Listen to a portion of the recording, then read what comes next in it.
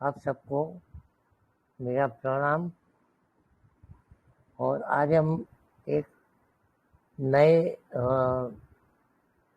विषय के साथ अभ्यास करेंगे जो मेडिकल एस्ट्रोलॉजी से रिलेटेड है और वो ब्रेन ट्यूमर के हैं।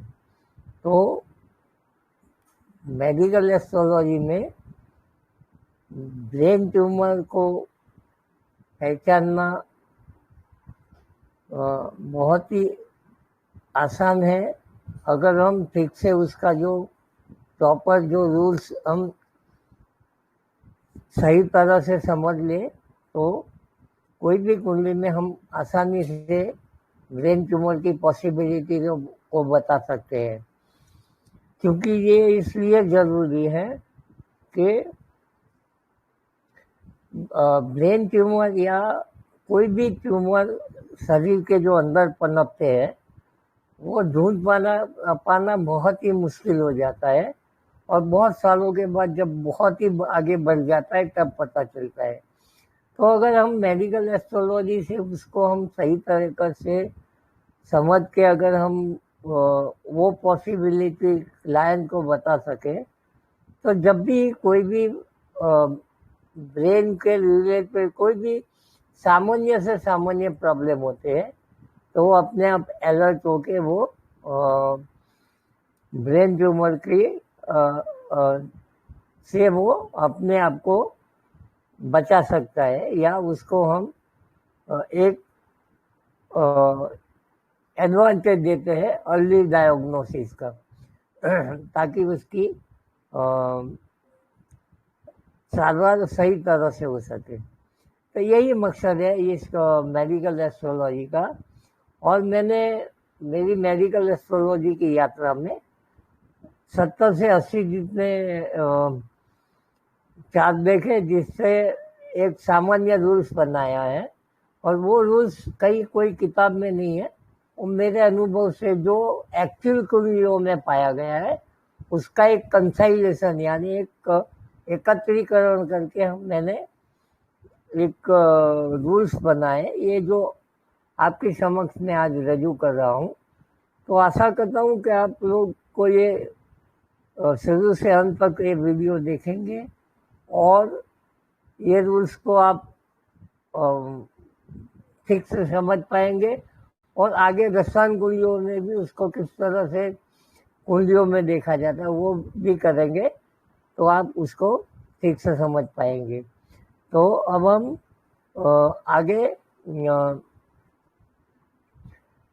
आगे हम दूसरी भी रूल्स को हम पहचानना शुरू कर देंगे कि किस तरह से हम वो रूल्स हम देख सकते हैं। तो जो रूल्स जो हम देखते हैं वो किस तरह से हम देखेंगे। तो सबसे पहले जो रूल्स हम देखते हैं वो क्या है। तो जो भी कुंडली होती है ब्रेन ट्यूमर की उसमें जो लग्न होता है एसेंडेंट वो मार्स के होते हैं यानी एरिस यानी मेष राशि का और वृश्चिक राशि का होता है। यानी मंगल प्रीडोमिनेंटली रिप्रेजेंट करता है और एसेंडेंट भी ब्रेन को रिप्रेजेंट करता है। तो ये हमें ये चीज को पहले देखना है कि ये सही में एसेंडेंट ये है। अगर एसेंडेंट इसमें से भी नहीं है तो भी आगे क्या हो सकता है वो भी देखेंगे कि एसेंडेंट को मंगल शनि राहु या केतु ये मैलेफिक यानी अशुभ ग्रह का दृष्टि हो जाती है या उसमें आ जाते हैं लग्न में आ जाते हैं एक या ज़्यादा जो प्लेनेट आ जाते हैं तो ब्रेन ट्यूमर की संभावनाएं बढ़ जाती है। उसके बाद अगर हम उसका जो एसेंडेंट लॉर्ड यानी जो लग्नेश है, वो लग्नेश पर भी अगर मंगल, राहु, केतु या शनि की दृष्टि हो जाती है या छठे घर के मालिक की, तो भी ये ब्रेन ट्यूमर की संभावनाएं बढ़ जाती है। यानी लग्नेश भी पीड़ित नहीं होना मांगता है। ये दोनों पीड़ित हो जाते हैं तो और भी ज़्यादा परेशानियां हो सकती है। तो हमें ये भी देखना है कि किस तरह से हम प्रस्तुत कुंडलियों में हम ठीक तरह से हम देख पाएंगे। तो हम सबसे पहले एक प्रथम कुंडली लेंगे और उसका हम अभ्यास करके देखेंगे किस तरह से हम देख सकते हैं।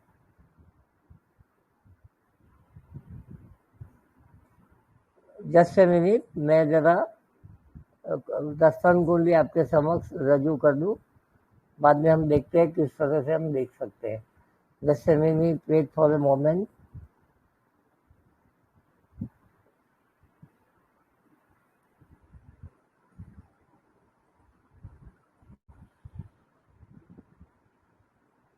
तो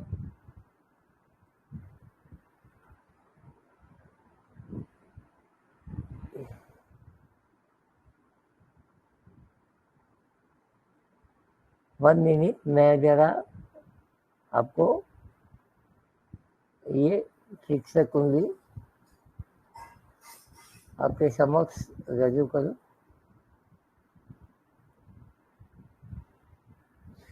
तो ये जो प्रस्तुत कुंडली है, ये कुंडली में हम देखेंगे कि ये वृश्चिक लग्न की कुंडली है। छठे वर्ग का मालिक भी मेष राशि यानी मंगल ये कुंडली में प्रीडोमिनेंटली योग बना हुआ है। और यहाँ पर वक्री शनि का दृष्टि एसेंडेंट यानी लग्न में आता है और लग्न में केतु है। और वो और छठे घर का मालिक मंगल है और मंगल पहले घर का भी मालिक है, लग्नेश भी है और छठे घर का मालिक है। वो शनि को देखता है और शनि मंगल को देखता है। तो ये तीनों मैलेफिक ग्रह और लग्न को, छठे घर को और छठे घर के मालिक और लग्नेश को भी प्रभावित करता है। तो ये जातक को ब्रेन ट्यूमर हुआ था, जो बाद में उनकी बहुत साल पुरानी बात है, तो उनका देहांत भी हो गया था। तो हम ये इस तरह से हम आगे दूसरी कुंडली को देखेंगे और वो हम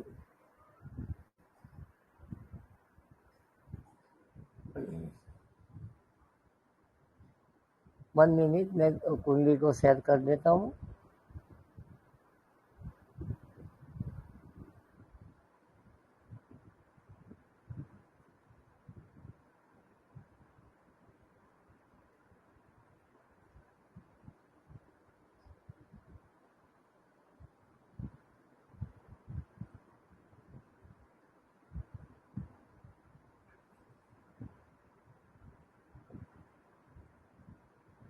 तो ये जो दूसरी कुंडली है जिसमें यहाँ पर भी स्कॉर्पियो यानी वृश्चिक लग्न है और छठे वर्ग का मालिक भी छठी राशि भी मेष है और उसका मालिक लग्न में ही बैठा हुआ है और वो भी केतु और सूर्य के साथ है। तो ये अंगारक योग बन गया और उसके पर भी राहु केतु की धरी में आ जाने से ये अपने आप में एक मैलेफिक इफेक्ट होती है और वही लग्न में होती है। तो इस तरह से हम देख सकते हैं कि ये भी ब्रेन ट्यूमर उनको हुआ था और उनका भी ब्रेन ट्यूमर की वजह से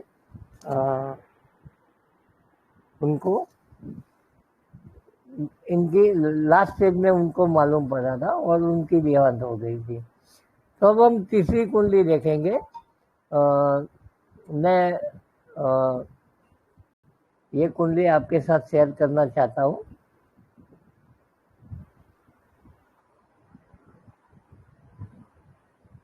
और हम आगे देखेंगे कि किस तरह से हम व्यवहारिक कुंडलियों में हम अच्छी तरह से देख सकते हैं। तो ये भी कुंडली जो मेष लग्न की है और दसम भाव में उच्च मंगल है।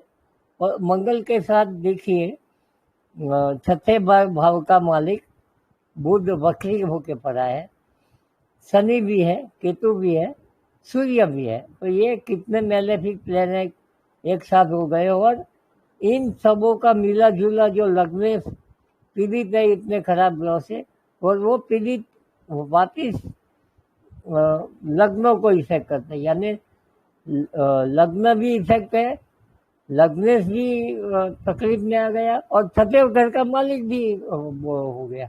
तो ये तीनों फैक्टर यहाँ पर प्रभावित हो गए। इसलिए ये कुंडली में ब्रेन ट्यूमर की पॉसिबिलिटी आ गई थी और फिर ब्रेन ट्यूमर हो गया था और ये भी लास्ट स्टेज में उनको पता चला था। तो इस तरह से हम जो हमारे जो रूल्स है वो रूल्स यहाँ पर सटीक तरह से लागू होते हैं। और मैंने बहुत सारे कुंडलियों में ये देखा गया है और मैं आपके समक्ष थोड़े ही अपने केस रजू कर रहा हूँ, लेकिन आपको कई कुंडलियों में ऐसा पाया जाएगा जो बाद में वो सही भी निकलता है, तो हम उसको पहले से जानकारी में दे सकते हैं। तो अब ये केस नंबर 4 है जिसमें ब्रेन ट्यूमर हुआ था 2012 में और ये वृषभ लग्न की कुंडली है और उनका जो छठे घर और लग्नेश दोनों शुक्र है और दोनों भी राहु के साथ जुड़ा है और शनि से और केतु से प्रभावित हुआ है और मंगल से भी प्रभावित हुआ है। और दूसरा एक रूल्स जो मैंने आगे नहीं बताया वो बता देता हूँ। अगर कहीं पर भी कोई भी जगह अगर राहु और शुक्र साथ में होता है तो ये ब्रेन ट्यूमर की पॉसिबिलिटी को उजागर करता है। तो ये यहाँ पर भी ये वेनस और राहु एक साथ है और उसके पर मंगल की, शनि की और